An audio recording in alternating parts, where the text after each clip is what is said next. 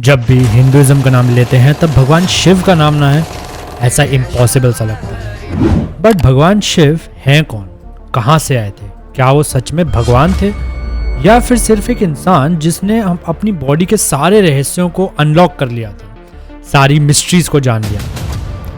आज का एपिसोड भगवान शिव के बारे में है, तो चलिए शुरुआत से शुरू करते हैं। कहते हैं शुरुआत में सदाशिव थे। सदाशिव यानी जो सदा से हैं, सदा थे और सदा रहेंगे।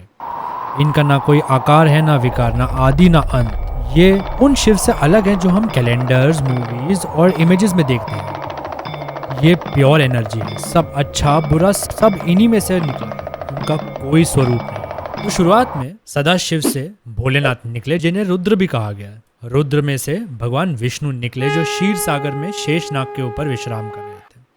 तब सदाशिव की इच्छा से भगवान विष्णु की नाभि में से ब्रह्मा निकले, जिन्होंने सारी सृष्टि को बनाया। पेड़ पौधे, नदियां, तालाब, समुंदर, गैलेक्सीज, स्टार्स, सब कुछ ब्रह्मा ने बनाया। तो सदाशिव के 3 हिस्से थे वो, जहां ब्रह्मा क्रिएट कर रहे थे, वहीं विष्णु प्रिजर्व कर रहे थे और शिव डिस्ट्रॉय कर रहे थे।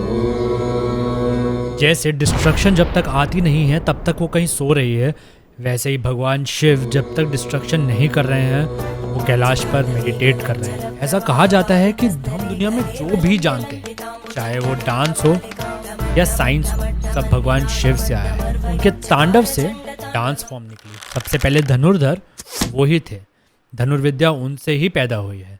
उनका धनुष, पिनाक धनुष, आज भी सबसे ताकतवर धनुष माना जाता है। नाट्य शास्त्र भगवान शिव ने दिया है।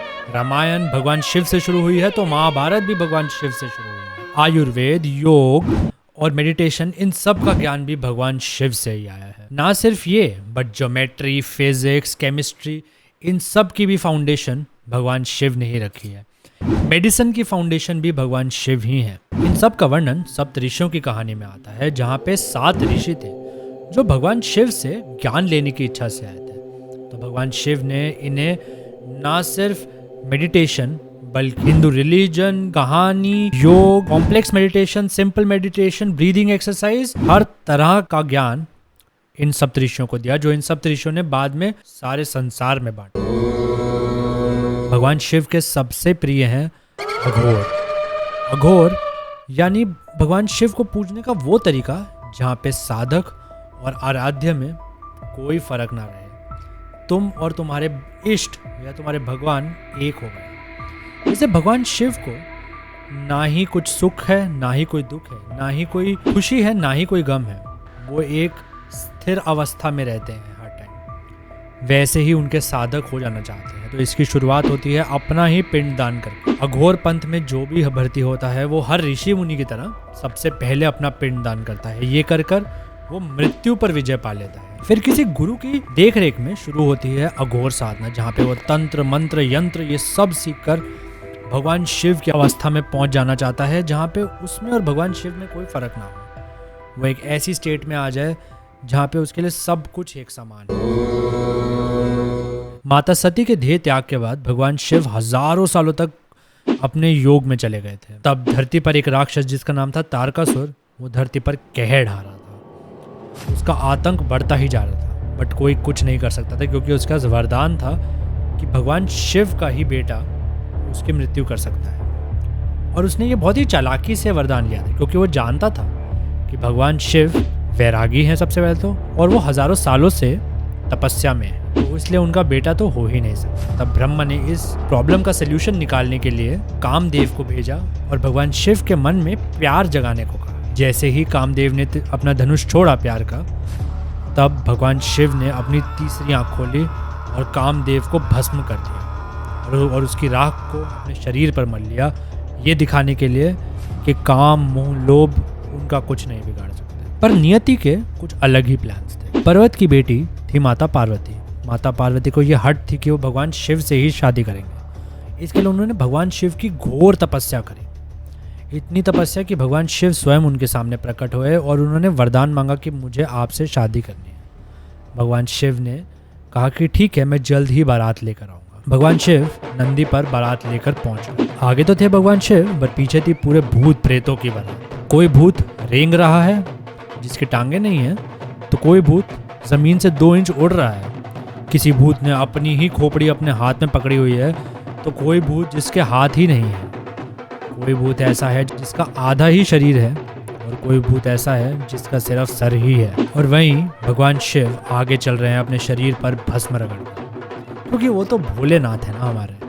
उनके लिए चाहे शादी का मंडप हो या शमशान की भूमि, दोनों एक ही है, क्या ही फर्क है उनके लिए दोनों में। ये देखकर माता पार्वती की मम्मी जी बेहोश हो गई कि भाई क्या हो रहा है सामने में। तब भगवान विष्णु जो पार्वती माता की तरफ से आए थे उनके भाई बनकर, वो भगवान शिव के पास गए और उनको पूर्ण तरह से ट्रांसफॉर्म किया। सफ़ेद कपड़े पहनाए, वो ऐसे इतने सुंदर लग रहे थे भगवान शिव, मानो चांद हो।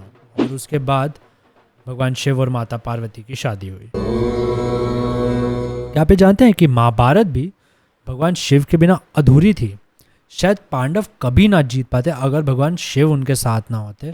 कृष्ण साथ होने के बावजूद भी। तो बात ऐसी है, जब पांडव 13 साल के वनवास पे होते हैं तब भगवान कृष्ण उनसे मिलने जाते हैं और तब वो उन्हें सुझाव देते हैं कि वो सारे भगवानों की पूजा करें, देवों की पूजा करें, अस्त्र शस्त्र इकट्ठा करने के लिए। और वो अर्जुन को कहते हैं कि भगवान शिव की पूजा करो। अर्जुन भगवान शिव की पूजा करता है पाशुपतास्त्र पाने के लिए। तभी एक दिन एक जंगली सुअर अर्जुन पे हमला कर देता है। उससे बचने के लिए अर्जुन तीर जंगली सुअर को मार देता है, बट जब वो उसे लेने जाता है तो वहाँ उसे 2 तीर मिलते हैं। और तभी झाड़ियों में से एक किराट राजा वहाँ आ जाता है क्लेम करने के लिए कि ये उसका शिकार है। अर्जुन और उस किराट राजा के रूप में भगवान शिव के बीच में घमासान युद्ध होता है। और अर्जुन ऑब्वियसली कैसे ही जीत पाता भगवान शिव से।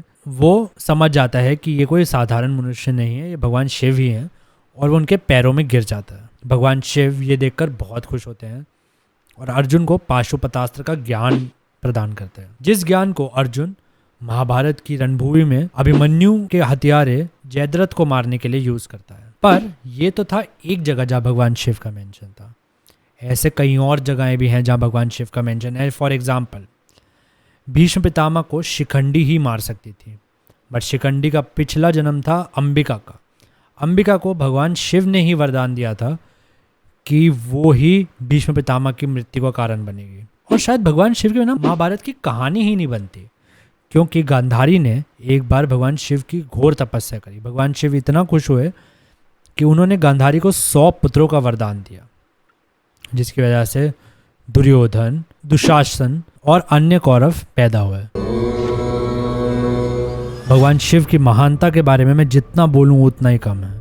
चाहे वो वेदों और पुराणों की शुरुआत हो, वो भगवान शिव से हुई है, या फिर शक्ति का असली अर्थ देवों को समझाना हो, वो भगवान शिव से हुआ है, या फिर हनुमान बनकर प्रभु श्री राम के सारे काम बनाना हो, वो भी भगवान शिव ने ही किया, या फिर फिजिक्स और साइंस की बुनियाद रखना हो, वो भगवान शिव ने किया, या फिर इंसान की रेस को आगे बढ़ाना, वो भगवान शिव ने किया, या इस ह्यूमन बॉडी की एबिलिटीज को अनलॉक कैसे करें, वो भी भगवान शिव से ही आता है। तो इस सृष्टि में जितना भी ज्ञान है वो शायद भगवान शिव से ही आता है। और अंत में बस यही बोलूँगा कि भगवान शिव जैसा महान शायद ही कोई था। चेला पाला तो उसे दशानन बना दिया, बेटा हुआ तो उसे विघ्नहर्ता और बुद्धि का दाता बना दिया, दुश्मन हुआ तो उसे अपना ही प्रतिबिंब बना दिया, और क्रोध आया तो ना जाने कितनी सृष्टियाँ खाक में मिला दी। तो दोस्तों, दिस इज प्रेरक साइनिंग ऑफ। मिलते हैं अगली बार एक नई कहानी के साथ। तब तक के लिए लाइक, सब्सक्राइब एंड शेयर कहानी का।